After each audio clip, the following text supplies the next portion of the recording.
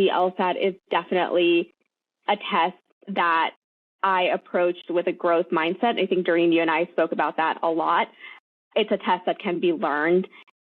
Test taking, standardized test taking is not an innate skill. Some people are naturally good at it. Good for them. That doesn't mean you can't learn it. Hello and welcome to another episode of Before You Take the LSAT. My name is Doreen Benjamin, and today I'm very lucky to have one of my former students, Liza, here to share her story. So we've actually done an interview in the past. First of all, hi Liza, thank you for joining us. Thank you for doing this. Thank you for having me. I'm so excited to get to chat again. So yeah, we've had a conversation in the past. We did an Instagram live about your path, and this was before you started at Columbia, but after you had gotten in. And today I want to delve deeper into your experience. Like, since you've gotten into law school, you're now, I think, about a year and a half in, right? So you're just at a little bit more than the halfway mark at this point. But I want to start out with your introduction by saying that you are so hardworking, but also humble, but also you come from a place of purpose, which I really love. And I feel like you don't see that so often. So it's one of the reasons I feel like I've connected with you so much, and we've stayed in touch beyond just tutoring and being a student and having a somewhat more formal relationship. But beyond that, so going into some of the accomplishments, you speak Chinese and Spanish, and obviously English, so you're trilingual. You are currently 2L at Columbia Law. You are on the Columbia Law Review. You are a business owner. You started your own business during COVID called Your Wealth Legacy, and it's helping primarily women, right, with their finances. You were selected as a Fulbright to teach in Taiwan. You went to an incredibly selective college, Wellesley College, where you studied international relations and political science. You've published, is it articles? Is that the correct? Yes, articles in a book chapter. Articles, okay, incredible. Really, I could just keep going forever. Right now you're on a Veterans Right Clinic, you're on moot court, you were telling me that you're going to be in California to compete. You're also first generation, college, American, English is your second language. I'm really excited to have this conversation because I think the combination of who you are as a person, like values and characteristics wise, but also what you've been able to do is really unique. So let's get into this. I'd love to get started. Let me just caveat that I will not be competing in California. Our wonderful 1Ls will be, but I will be going as their editor. You're coaching. You're going as a coach. Sorry, that's what I meant. No worries. And I still feel like I'm missing things from your introduction. But we'll get into some of it. I mean, and some of it has to do with what you're doing after law school, and we will get there. So let's start with, what do you think drives you? What is your why to do all of the things that you're doing? My why is to leave this world a little better than I found it. And I don't know necessarily what that means in the long term, but just waking up every day and trying to work not just for myself, but for my community and society writ large. I think I've always had that purpose, and it's something that I try to remind myself of every day, even when it gets hard or tiring. But it definitely is not necessarily just driven by my own goals and my own interests, but for something larger than myself. And I feel like I've seen that a lot with what you've shared with me and what we've talked about in the past. And I'm curious if you can if you can share a little bit more what that looks like on a day-to-day or like more general level of what that looks like and how that drives you. On a day-to-day basis, I honestly try to incorporate little things into my life, little moments of giving that maybe aren't so public-facing or something that people know about, but just small things that allow me to have a sense of purpose on a day-to-day basis that aren't necessarily a law degree or trying to serve my community in some other way. I definitely think that I'm somebody who needs a short-term purpose and a long-term purpose to keep me going. Sometimes getting a law degree seems very abstract. It's not like I'm doing things every single day with that skill set to help the world in any way, but that's why things like Your Wealth Legacy are so important to me, because I get to see that direct impact on a much shorter term scale than I will my law degree. And so I think in tandem, those two short and long term senses of purpose really help me keep working at the level that I've been working for a long time now. I kind of want to go through this a little chronologically. We have spoken in the past about your experience with the LSAT and law school admissions, and I still want to cover that just for people who might not have heard that conversation. So let's just get started talking a little bit about the LSAT, which is how we ended up meeting. But maybe you can share a little bit about that briefly, kind of how you approached it, what you wish you might have known before you had started that process, and what it looked like for you. The one thing I wish I would have known is, and I hope that everybody listening who has heard this piece of advice before actually acts on it, because until I started taking practice tests every single week, multiple times a week, I didn't really see a difference. And it wasn't until I actually started working with you during that I realized I needed to really start doing that. Sometimes you can do isolated logical reasoning sections and logic game sections, and you feel like you're getting ahead, but maybe you're spinning your wheels when it comes to seeing your scores. And I think just going through as many practice tests as you can, simulating test-like conditions, or maybe even in situations that are more uncomfortable than test-like conditions, like sitting in a coffee shop or something like that, can be really, really helpful. And I really wish I'd understood how serious people were when they told me to do that when I was starting my studying. You were a really big part of that. And I think also the LSAT is definitely a test that I approached with a growth mindset. I think Doreen, you and I spoke about that a lot. It's a test that can be learned. Test taking, standardized test taking is not an innate skill. Some people are naturally good at it. Good for them. That doesn't mean you can't learn it. And for me, it was definitely something that I learned. And I learned a lot about myself and about the exam because it did take me a little longer than I had anticipated. I think another thing that we had talked about is, in terms of the mindset and the growth mindset specifically, is you had said that you had decided you wouldn't ever say that you hated the LSAT or anything negative like that. It was more of a, I get to do this rather than I have to do this mentality. Yeah, and I think that's a mentality I try to carry throughout life, but the LSAT really drilled it home for me. I think you need to go into the exam knowing why you're doing it. If you get so bogged down in the, I don't like spending my Saturdays taking practice tests, and you forget about, I'm doing this because I want to go to law school, then you can get into a kind of more negative mindset, which is not helpful for test day or for improving on the exam in general. And I also use this for law review now. I think a lot of people that with their first year on the law review, they're doing a lot of work that is tough. And for me, I've never once complained about it. I always tell myself, this is something I get to do. This is something I would have killed to do a year and a half ago, or to know that I would get to do. And so just reframing in that way can be incredibly helpful and just a powerful mindset shift. Yeah, and I think sometimes when people hear like someone talking about mindset, they kind of are like, okay, but like, what do I need to know to study for the LSAT and like do well? It's so much more powerful than I think most people give credit or realize, or not I feel like not so many people talk about it, so it might seem like, okay, well, if it was more important, more people would talk about it. But I really think that could be a game changer for many people who might be struggling with wherever they are in their path with LSAT. One other thing I just want to talk to you about the LSAT before we move forward is, and we have talked about this in the past, but I think it's important enough to talk about again. You talked about how you balanced work with studying, and I really want people to hear what a day in the life looked like for you when you were doing that, because the amount of dedication that you put into it and like discipline you had to put into it to do what you did, I think is really incredible. So can you share what were you doing at that time in terms of like the type of work you were doing, and then how were you fitting in the LSAT? Because you were working full time the whole time you were studying. You never took any break just to study for the LSAT. No, and I was working as a paralegal in DC at that time, which the helpful part about my job was that it was very much 9 to 5, 6 at the latest.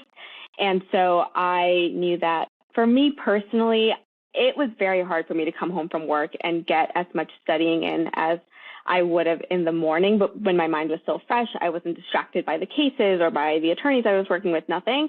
So I would get up at around 5:30, study until 7:30, commute to work, do my workday, and then come back and maybe do 1 or 2 practice sections or do some active recall or things like that weren't as intensive as what I was doing in the mornings. But I would be taking time sections and everything super early. It was pretty rough, but I think just building that routine and trying to maintain other healthy habits at the same time. I think when people hear 5 a.m., they think, oh, you're not sleeping. You're sleeping like 4 hours a night. And I am very much an early riser. It's very much a learned skill. Again, I don't think morning people are necessarily just born. Sometimes we make ourselves because of the circumstance. And that was definitely me. But I did always make sure that I was getting reasonable amounts of sleep, eating well, working out, doing all that good stuff to maintain an overall healthy lifestyle while I was working this hard. Yeah, so you were studying for 2 hours before work, then you had an hour commute, you would get your work done, an hour of studying during your lunch break, then usually studying after work for another hour or two. So you would be getting, roughly 4 hours on a work day, and then you were also studying on the weekends.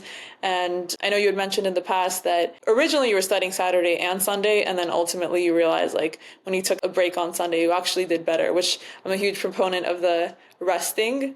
I think it's really important to take that one day off. And I feel like a lot of people end up doing better because it allows you to process and refresh and rejuvenate by doing whatever it is that you like to do with your free time. So I just want people to know that it's possible, but it's really, really, really hard. Like you really did, but you made it happen. Okay, so let's move into a little bit about the law school application process. How did you approach it? What was your mindset going in? I did not love the way that I handled my undergrad application cycle. So I did the complete opposite for law school applications, and it worked so well. I started very early, so around January, February of the year that I was applying. And by starting, I mean, I put together a spreadsheet. I looked up the schools that I wanted to go to. I would write down on that spreadsheet how many letters of recommendation each school asked for, the link to the application, how many pages a personal statement could be. All those little details that seem very overwhelming in the abstract, I wanted to have in one place. I could just go into it and do it. And that to me was a very low lift because it didn't require a whole lot of like actual thought, in the sense that, a personal statement will require you to do a lot of drafting and editing. This was not that. This to me felt like busy work. And so I figured if I get that done in January, February, in March, I asked for letters of recommendation. I had all letters of recommendation in by like April, May. And then I wrote my personal statement by like June, July, and then just spent time editing. And some people say submit your applications in September. There are a couple schools where you have a higher chance of getting in the earlier you submit. And so that had originally been my plan, but I ended up revising my personal statement longer. And I believe I had my applications in by the last week of October. So pretty early. I really didn't want it to feel stressed given everything else that I was doing. So I just really paced myself. And I found that that was really useful. I also didn't apply to that many schools. I think maybe I applied to like 11 or 12. That seemed pretty standard from the people I spoke to, but I know other people who applied to way more. So only apply to schools you would actually go to is what I would say. Yeah, with leaving some room, because I've shared this before, but I didn't know that I would go to Columbia. I mean, I didn't really think that I would get in either. I wasn't really thinking, what are the chances? I was just like, okay, who knows? Because so much of the application is the same that it doesn't make that much of a difference often to apply. And I was within the range of like the regular amount of applying, but anyways, of like 10 schools or whatever. So I think one thing I'd want to talk to you about on this topic is just the law school application process and law school itself as it relates to finances, just given your background having your wealth legacy. So I'm curious, what you would say and what you would share in terms of what you think might be helpful to anyone who's pre-law and thinking about applying. The first thing is you have to run your own race. When you're applying to law school, when you're in law school, different people are going to have different priorities, whether or not their backgrounds look similar or different to yours. And I think you have to be very mindful about what advice and what kind of feedback you're paying attention to, because only you know what you're comfortable with and where you want to be after law school, financially, personally, professionally. So pay very close attention to that. I think it helps to kind of have a really clear sense of that, whether that means writing down your financial goals, where you want to be after law school, just to give you a sense. For me, I wanted to get rid of my undergrad debt. That was so important to me before going into law school because I knew that I would be taking on a significant amount of debt. I personally have found that that was very helpful because I proved to myself that I could pay off a significant amount of debt. So I'm not stressed about the repayment process because I've already done it on a smaller scale, granted, but I think it built that confidence. But I will also say that sometimes it's very hard to understand what the financial cost of law school will be before you get your financial aid. And so for me, I looked up the cost of attendance for schools that I really wanted to go to. And then I spoke to students who went to those schools and asked them, Doreen, I think I asked you, how much do you spend on groceries a month? Where do you go? And you told me, and that helped me start building my budget way in advance. I think maybe a year in advance of actually going to law school. And that gave me a sense of how much I needed to have saved up. So for example, I wanted to make sure that I could live out of pocket and not take out loans for living expenses, at least for all 3 years of law school. So to do that, I knew I would have to work in big law every summer to cover the next year. And I've done that. And I think just knowing that that was a goal in advance was really, really helpful, because when it's in the abstract, that can seem like a very daunting proposition. How are you going to fund an entire year based off of summer? But then you do the research and you realize, okay, this is how much working in certain parts of the legal field pays versus others. And it allows you to kind of start shaping your career direction as well, if the financial aspect of it is the most important. For me, I'm definitely of the mindset of put on my oxygen mask first. I can help other people next. And for me, a big part of that is making sure that I feel good with where I am in terms of my personal finances. And good is going to mean something different for everyone. So this is definitely not, this is what you should do. It's just what I did and what worked for me. And I think I would encourage everyone to do the same, because it really, at least for me, has been such a stress relief to not have to think about money in a very anxious or anxiety-inducing way like I used to in undergrad. That's incredible. I mean, I like the concept of, I mean, it makes so much sense. It's not necessarily easy to get those positions in big law during the summer, especially before, I think you did it before law school and then also as a 1L, is that right? Yes, big shout out to the SEO law program for that opportunity. Any incoming 1Ls, I believe the application, maybe the deadline has already passed, but it's usually around February, and you apply to this program that then matches you with a big law firm. Even if you're public interest, it's still interesting to kind of get a sense of how that world works, and you don't have to commit to coming back or anything like that, but it was a really great experience and kind of got my foot in the door before I even got to law school. So let's talk a little bit about that. What was your experience like in big law before law school? And do you think that it helped you have an idea of what to expect? I mean, I hope it did. It definitely did. I think also working as a paralegal was incredibly helpful, because I saw sort of the back end of the firm in terms of what does it look like to bring on new clients? What does it look like to do conflict checks? What does it look like when an attorney bills time? I think all of that is exposure I got as a paralegal, not necessarily as a summer associate, but both were equally instrumental in terms of the program itself, just meeting attorneys in the field, figuring out what you like, what you don't like, the differences between litigation work and transactional work.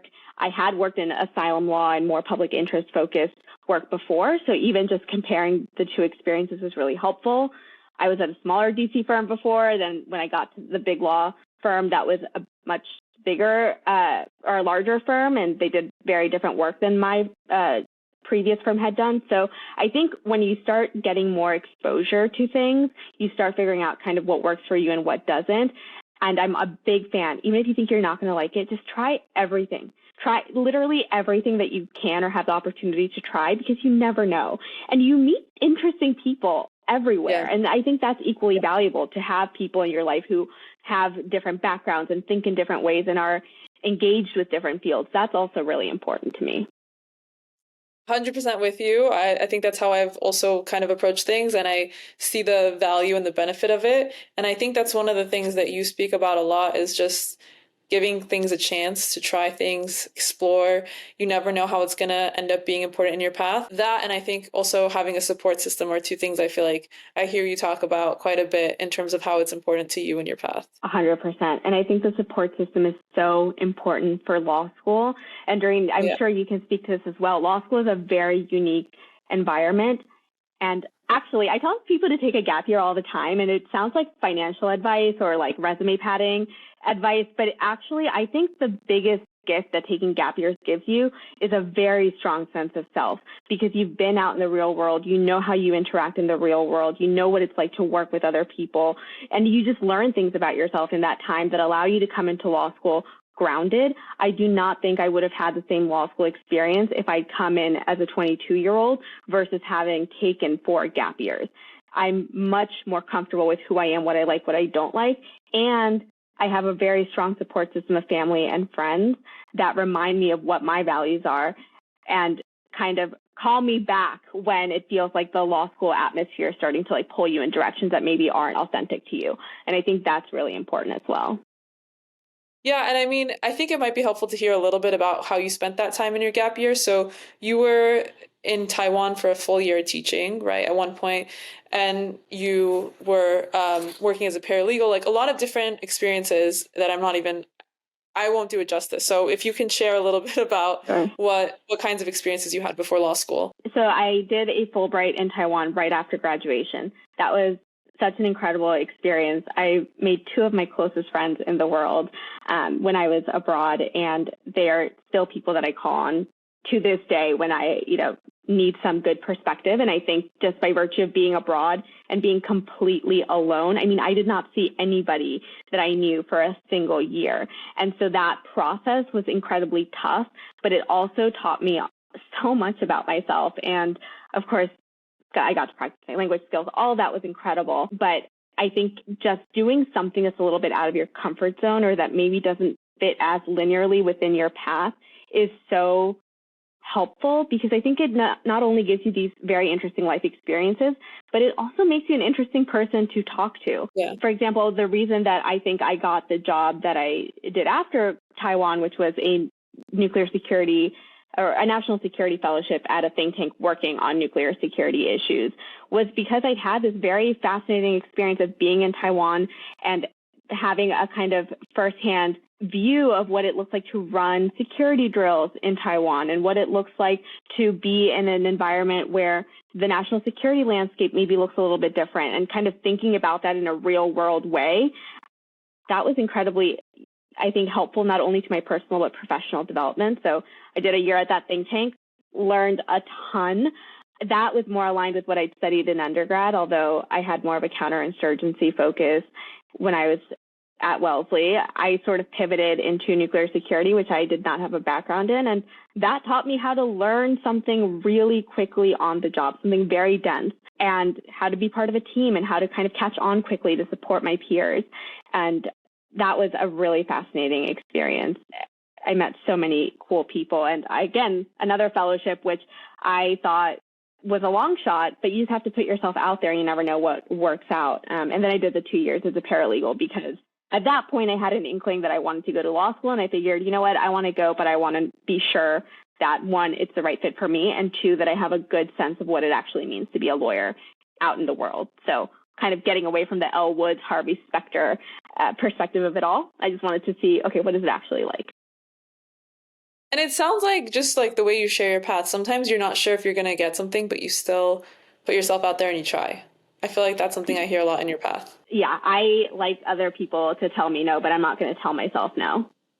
I love it. Okay, so let's talk a little bit about your experience at Columbia Law. I know we've talked about it before, but seriously, I'm so proud of you. Like, really, you made your dream a reality, which is what we had talked about in the past. And now you're already more than halfway through, which is just insane. Can you share a little bit about what your expectations were coming into law school and what it was like, especially as a 1L, right? Because there's so much talk about 1L. Like, you know, last time we were talking about the book 1L and how that like shapes it gives a certain picture of what that experience might be like. What did you think you were going to experience, and what did you actually experience?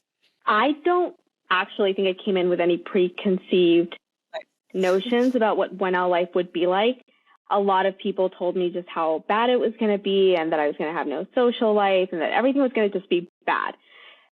This might be the most unpopular opinion. I'm going to explain why I feel this way, but I actually did not think 1L was that bad in terms of the workload. I definitely think that if you are somebody who is very disciplined and you kind of stay on track and you know how to organize your time, it's really not that bad. That being said, it was also the first time in my, I guess since college, that I've just focused on studying and I wasn't working multiple jobs. And during college, I was always working. And so I think that just made juggling things a lot harder.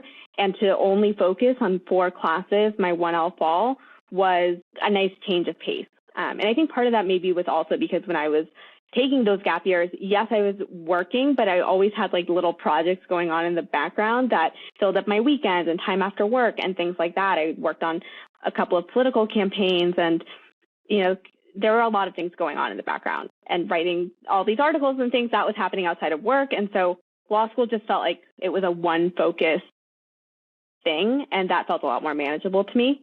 That being said, 2L is not the same experience. So, well, basically, from what you just said, it sounds like you took the skills of being able to juggle and manage a lot of different things and having the discipline and the work ethic, and you were able to apply it then to law school. Like you had already worked on that muscle, and now in law school, you can just fully use it to focus on one thing, which is amazing and makes sense that that's what made it a lot easier for you. Maybe in some ways, not that it's easy, but made it easier for you. But I'm curious if you can share what like a day in the life looks like when you're at 1L. Oh, that's a great question. I usually woke up pretty early. I had morning classes. So I think I had an 8:30 my first semester and a 9:10 my second. So I woke up very early. So between like 5:30 and 6:30 most days. And I would work out before class because I knew that after class it probably wasn't going to happen. And then I would head to school. I spent a lot more time on campus 1L, which I actually think was a lot more tiring. But it worked. And then I just tried to get my readings done on some sort of schedule. So I would read for 2 classes on Fridays and 2 classes on Saturdays and Sundays and sort of pace myself that way.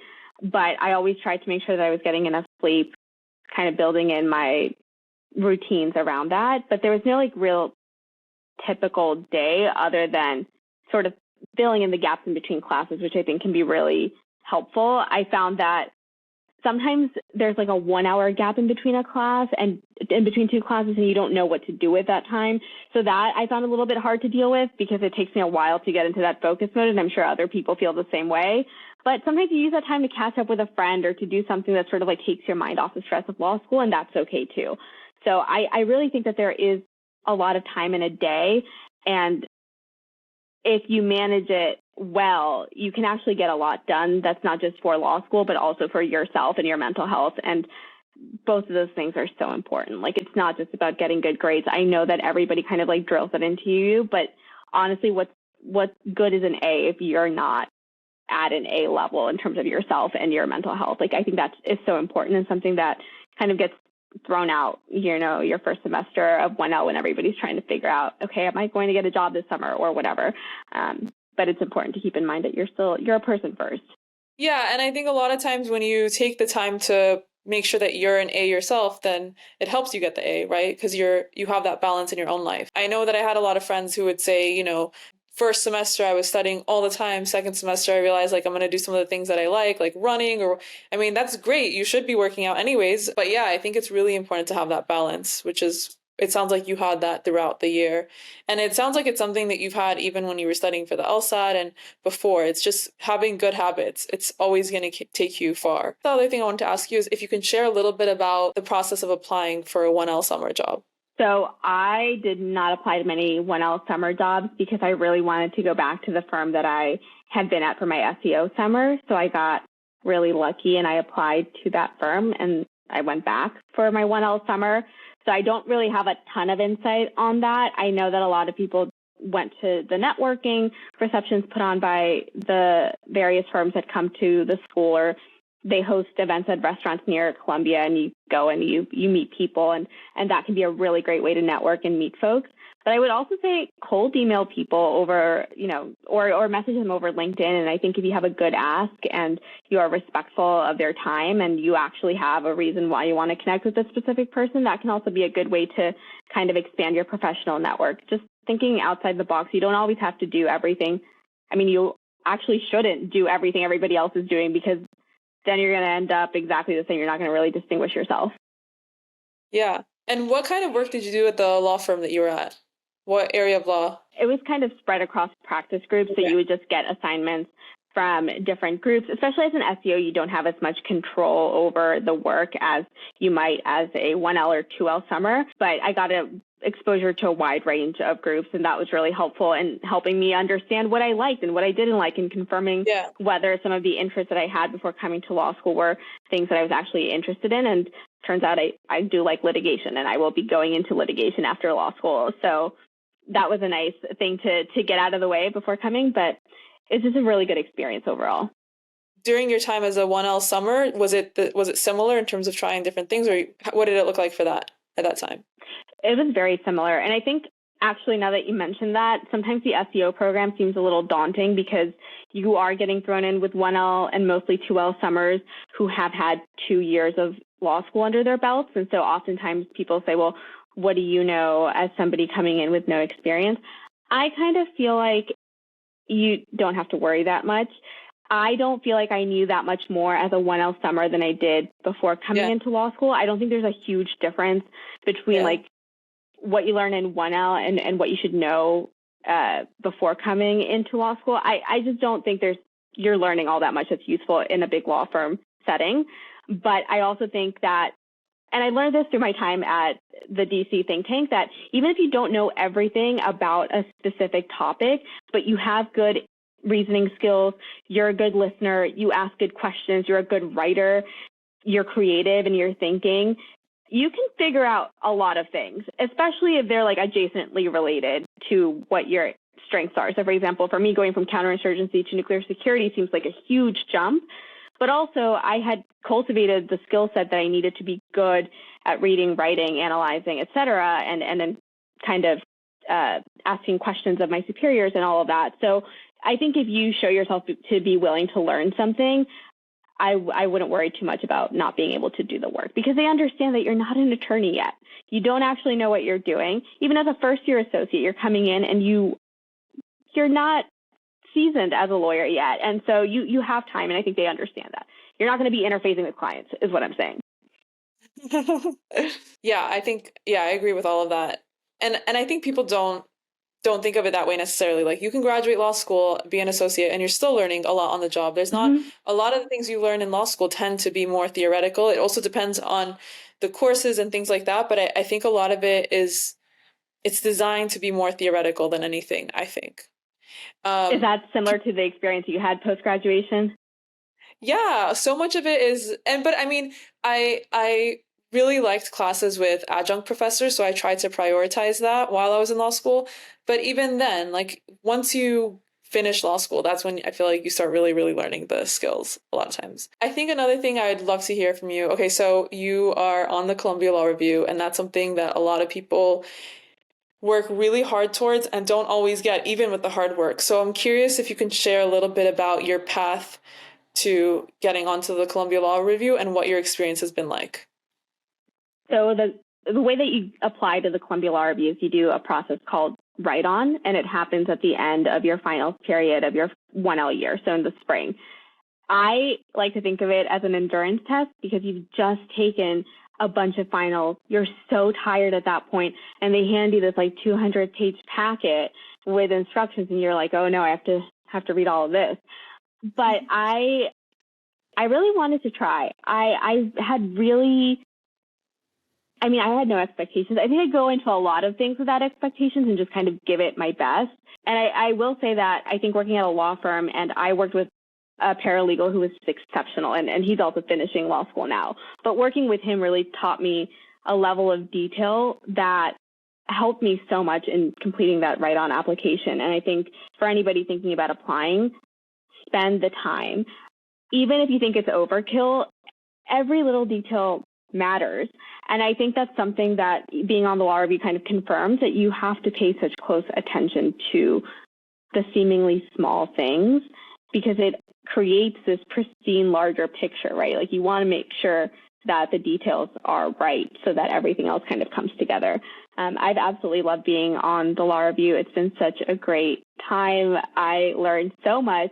I don't know how much your listeners know about what law review work entails, but you're basically, as a 2L staffer, working on a lot of scholarship pieces and making sure that the citations used in them are correct and sort of that the footnotes substantiate the text above the line and all of that.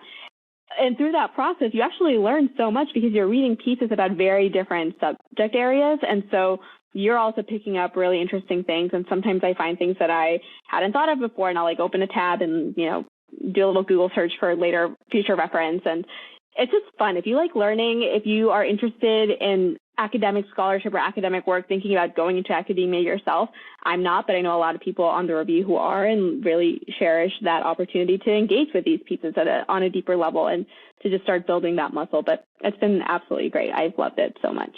Can you also talk a little bit about like actually being on law review? What is it like? Like, how many people are on law review? Do you work with professors? Like, who do you go to if you have questions? Like, what does it actually look like? So they choose, I'm going to get the number wrong. I think it's like 45 people out of the 1L class. That's what I remember too, yeah. They might have raised it. I know they raised it by 5 people, but I don't know if it went to 50 or 45. Okay. But so you get selected, you kind of come in for an orientation. There's also 3L, both staffers, and then the administrative board is also comprised of 3Ls. And you have, as a 2L, several assignments a week. Usually you get them, they're supposed to be done between like, 10 and 8 p.m. or something like that. So it is an added piece of work to your regular schedule. You write a note as part of it, which is basically, I don't want to call it a research paper, but I think that's like the closest thing I could call it. You're trying to develop scholarship on an area of law that hasn't been considered in this particular way before. So you're trying to find something novel, essentially, to write about.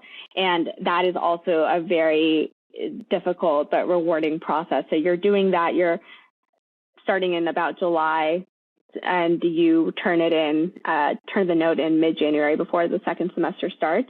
So you're kind of juggling that with the assignments from law review with your regular course load. So when people say it is like an added job, it very much is. So I think you definitely have to be committed to it and want to do it. And I think the review really looks for people who are excited about doing that kind of work, because it does get hard sometimes. But I also find that the community on the law review is incredible. So it's not that bad when you have, your friends sitting next to you doing the same thing. That's awesome. And I appreciate you sharing that, because I'm sure that a lot of people might have heard about law review, but don't necessarily know what it looks like or what you have to do. Okay, so we're going to wrap up pretty soon. And before we wrap up, there's just a few things I want to go through.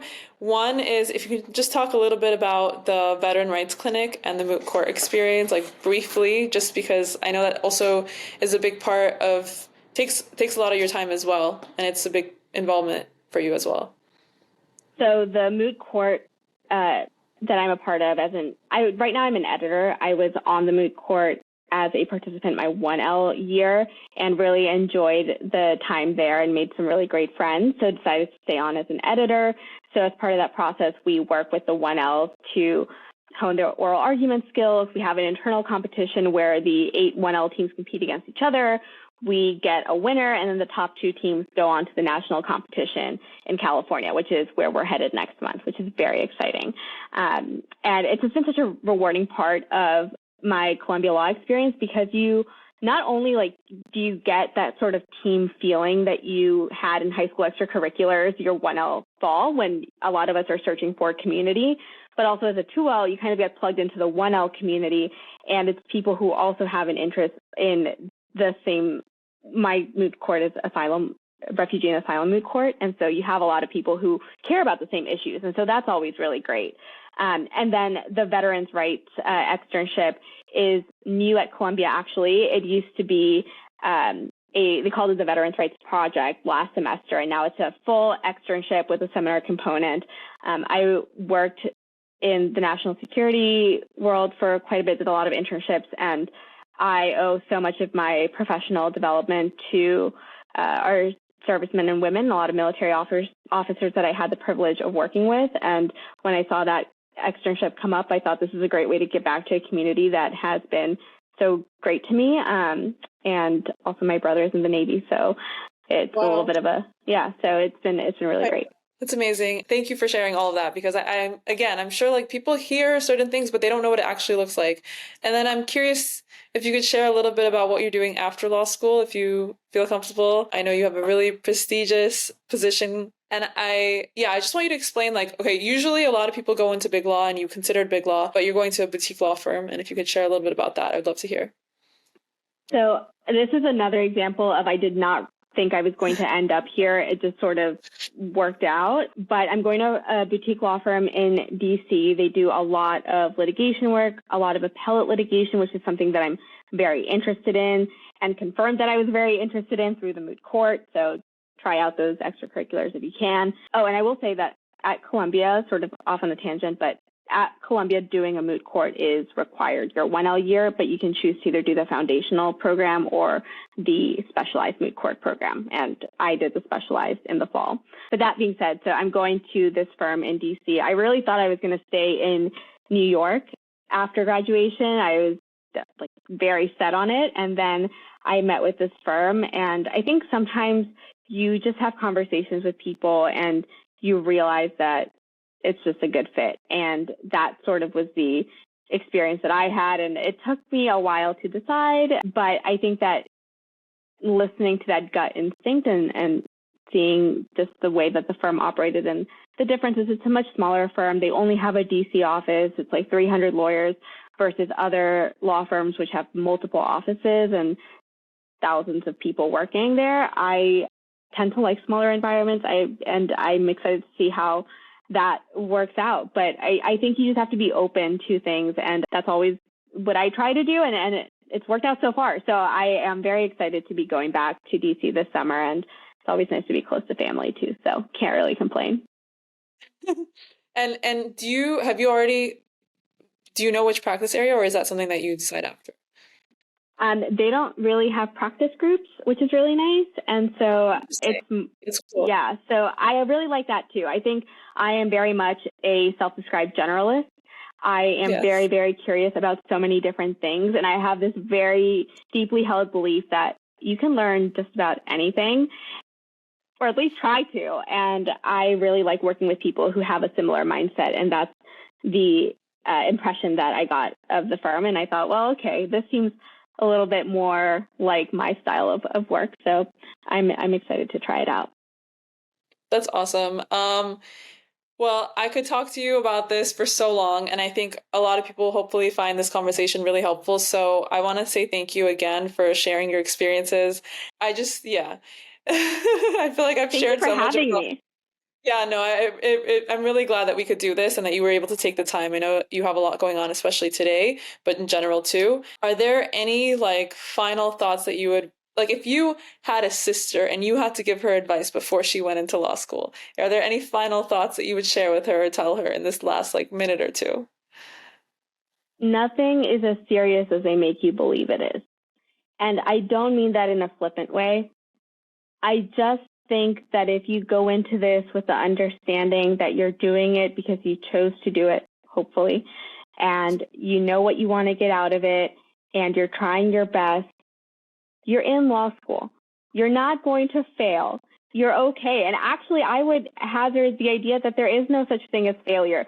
Things either work out and you're happy about it, or they don't work out and you learn something. The only time you're failing is when things don't work out and you don't learn anything.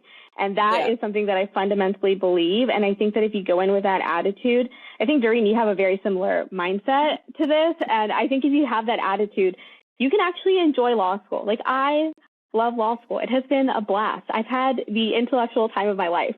So I think that there is a lot of negativity surrounding the law school process and law school in general and the legal field. And yes, there are things that need fixing and changing, and I don't disagree with that at all. But I think that if you go into it with an open mind, you might find yourself quite surprised. I love it. Thank you. Thank you for always leaving us with some positivity. I think this profession could use more of it, for sure. No, thank you so much for having me, Doreen. Always a blast to speak with you. Same, ditto.